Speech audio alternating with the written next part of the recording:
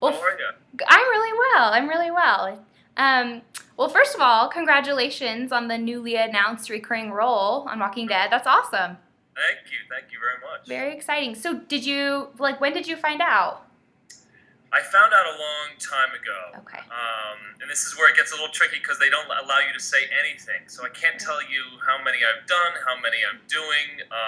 Yeah. It just gets very dicey, and they're very secretive about it, and it's for a great reason, I think, Hmm. because everything gets revealed as it should.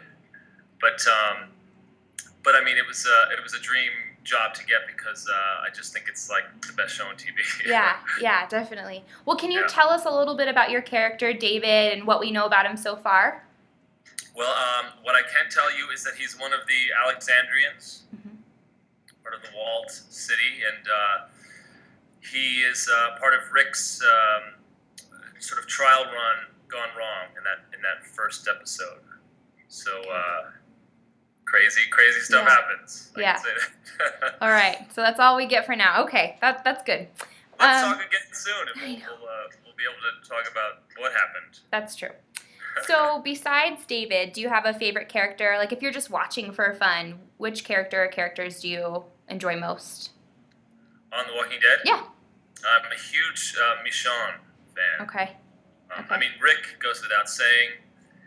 He's just, I think, like the gold standard for the lead on a show for just so many reasons that we don't even have enough time to talk Hmm. about it. But I just think he's a great character, a great actor. It's complicated, but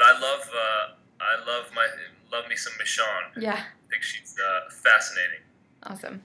Can you share any, since you can't talk a ton about the actual show, kind of behind the scenes stuff? Is there anything like a fun or amusing story that happens on set, or any rituals that you guys have, or just routines that, or activities that the cast participates in?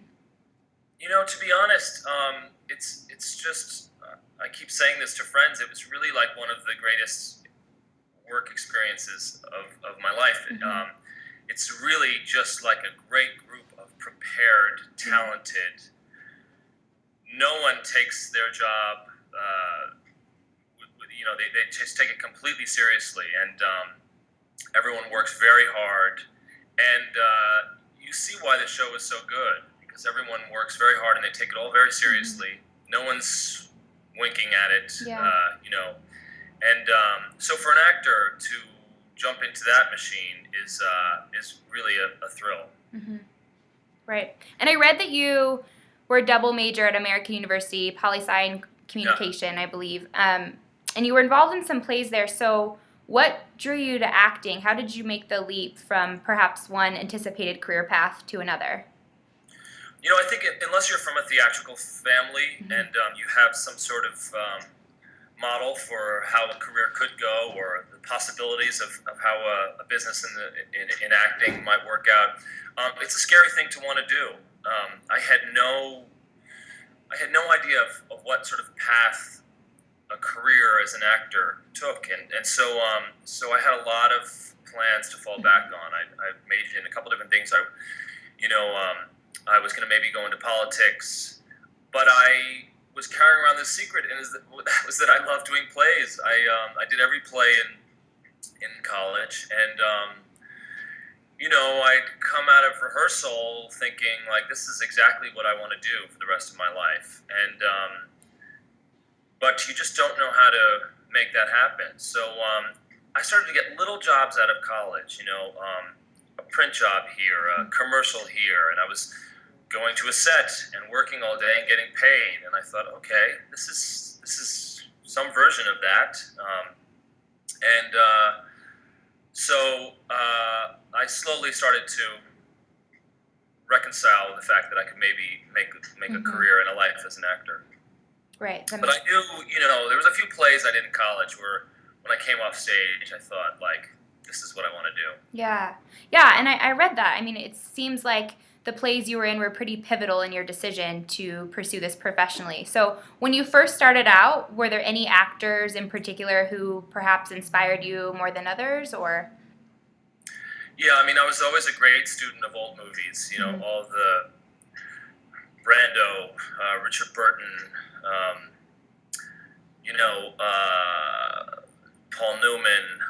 I was always a great student of all those old movies. And then as I got more into it, I started to just watch everything that Christopher Walken did. I loved him, and Robert De Niro and Al Pacino, and I started to study at the Lee Strasberg School in New York, where a lot of those actors that I admired studied, and but there've been a lot of influences over the years. Right, right. I imagine. No, that's great. So you've worked with so many people in the industry. You've been in a number of projects. Is there?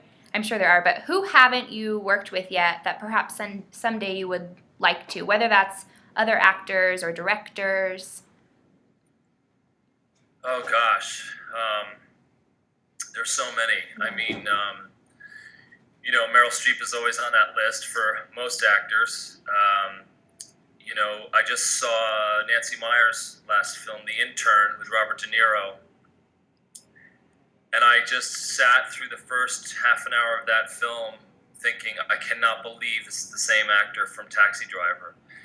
He's just the best at what we try to do every day. Mm-hmm. And so that would certainly be a dream. Mm-hmm. I would have to, I'd have to calm myself before my first day of work with Robert De Niro. Yeah. But those are two big ones. I'm also a big fan of John Hawkes. There's a film called The Sessions a few years ago, and that I love that he was in, and I just love his career. I love the way he works, and so there's a bunch. Perfect. Those are great. So you, out of all of your characters that you've ever played, and I'm sure you're asked this before, but excluding The Walking Dead, who do you think are perhaps some of your favorites, if you can't choose one, of the characters you have played? I always find the most fun characters to play are the ones that don't seem to be who they appear to be, or that don't turn out to be who they appear to be. I played a guy on Treme on HBO for a while, and David Simon is such a great writer, and he's so good at this very thing where he introduces a character, and you don't quite understand if you trust him or not, and then slowly over a period of time he turns out to sort of not be who he said he was. And there was a character on True Detective that I played that was very much like that, who was seemingly part of this really monstrous family that seemed to be like sort of the only one that had actually gotten himself together. And any character that takes you on a little bit of a journey is from to a very different place from where you started out. Is that fun for you too? I mean, when you're reading these scripts, I imagine for a lot of the time you probably don't always know the direction of where things might go. Exactly, and that's part of the different thing about doing television and film as to plays, because in plays, you have 2 hours over the course of the evening to make all these subtle changes, and in TV and film, it's all shot out of order, so you have to, make very quick choices about what you're going to play in each moment, and but to play a character that makes a big change over the course of time is, I think, the most gratifying for me. Yeah, awesome. So we're an entertainment blog, so I have to ask you, what shows, when you even have time, are your favorite to binge watch, or at least watch a few at a time? I was a huge Mad Men fan. Still getting over that being over. Yeah. I tend to binge watch. I just watched the entire 2 seasons of something called The Fall on Netflix. Okay. Have you seen that? It's yeah, I've heard about it. I could not turn it off. It's with Gillian Anderson and sort of British crime. I like a lot of those kinds of things. What else? I was a big Breaking Bad fan, and then Downton Abbey I loved. I'm still up to date on that. Those are great. There's a whole lot in my queue that I haven't had time for, so I'm actually looking forward to a vacation when I can spend a little more time with that. Yeah, perfect.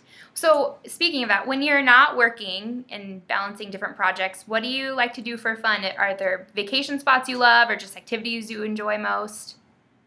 I mean, living in Los Angeles is great for that, because you're really close to a lot of different pretty great places, and you have the ability to feel very far away, and you don't have to go very far. So there's Santa Barbara up to the north, and Ojai, and then there's San Diego, and I go to Palm Springs a lot. It's a great place to just go be for a few days and read a book. But also right where I live, there's great hikes, and I stand up paddle. I go in the ocean a couple times a week, and it's so when I do have some free time, it's pretty easy to get away here. Perfect. What about your upcoming projects? I saw that there's a few things going on, I think, right? Yeah, I did a movie last year called Abattoir, which is going to come out in the new year, directed by Darren Lynn Bousman, and who's brought you the Saw movies.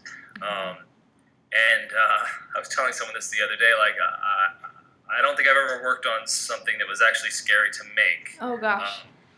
Because it's a really, really scary script, but I think it's going to be a lot of fun. Okay. But I think it's going to be terrifying. Yeah, nice. Yeah. Very cool. And where can people find you on social media? I'm at Jay Huguley Official on Instagram, and then there's a Facebook, and then Jay Huguley Twitter at Jay Huguley. Awesome. Yeah. Well, thank you, Jay. That's so helpful. Even though we really don't. Good talking to you. Yeah. We're looking forward to find out what happens to David and what happens this season. I know you can't say much, but we appreciate it. Thanks so much. Yeah. Have a great rest of your day. You too. Bye.